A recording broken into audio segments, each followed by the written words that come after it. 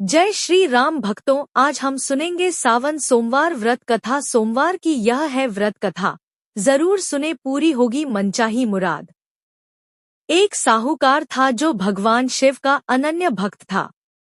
उसके पास धन धान्य किसी भी चीज की कमी नहीं थी, लेकिन उसकी कोई संतान नहीं थी और वह इसी कामना को लेकर रोज शिवजी के मंदिर जाकर दीपक जलाता था। उसके इस भक्तिभाव को देखकर एक दिन माता पार्वती ने शिवजी से कहा कि प्रभु, यह साहूकार आपका अनन्य भक्त है। इसको किसी बात का कष्ट है तो आपको उसे अवश्य दूर करना चाहिए।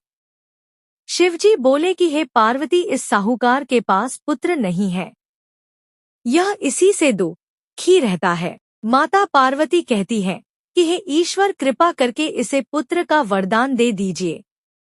तब भोलेनाथ ने कहा कि हे पार्वती, साहूकार के भाग्य में पुत्र का योग नहीं है।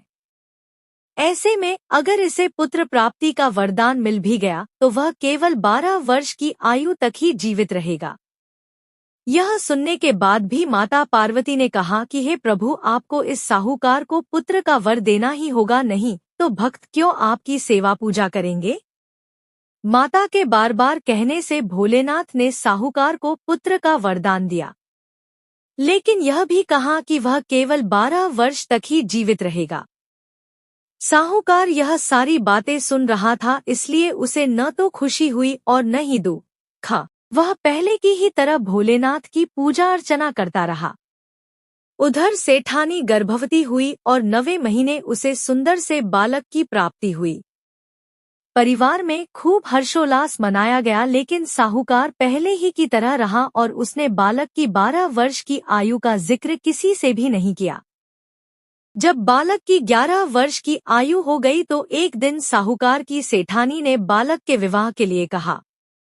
तो साहूकार ने कहा कि वह अभी बालक को पढ़ने के लिए काशी जी भेजेगा।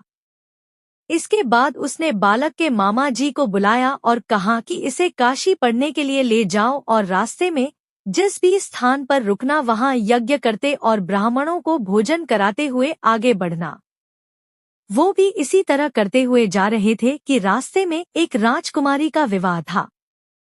जिससे उसका विवाह होना था वह एक आंख से काना था। तो उसके पिता ने जब अति सुंदर साहूकार के बेटे को देखा तो उनके मन में आया कि क्यों न इसे ही घोड़ी पर बिठाकर शादी के सारे कार्य संपन्न करा लिए जाएं। तो उन्होंने मामा से बात की और कहा कि इसके बदले में वह अथाह धन देंगे, तो वह भी राजी हो गए। इसके बाद साहूकार का बेटा विवाह की बेदी पर बैठा और जब विवाह कार्य संपन्न हो गए तो जाने से पहले उसने राजकुमारी की चुंदरी के पल्ले पर लिखा कि तेरा विवाह तो मेरे साथ हुआ, लेकिन जिस राजकुमार के साथ भेजेंगे वह तो एक आंख का काना है। इसके बाद वह अपने मामा के साथ काशी के लिए चला गया। उधर जब राजकुमारी ने अपनी चुनरी पर यह लिखा हुआ पाया तो उसने राजकुमार के साथ जाने से मना कर दिया। तो राजा ने भी अपनी पुत्री को बारात के साथ विदा नहीं किया। बारात वापस लौट गई। उधर मामा और भांजे काशी जी पहुंच गए थे। एक दिन जब मामा ने यज्ञ रचा रखा था और भांजा बहुत देर तक बाहर नहीं आया तो मामा ने अंदर जाकर देखा तो भांजे के प्राण निकल चुके थे।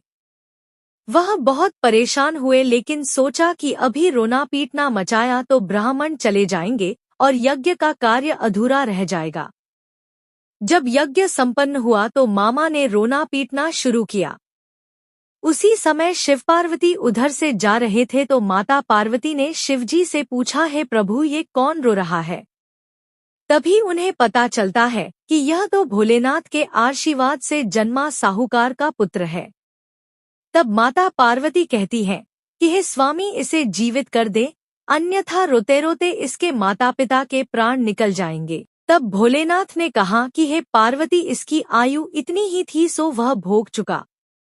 लेकिन माँ के बार बार आग्रह करने पर भोलेनाथ ने उसे जीवित कर दिया।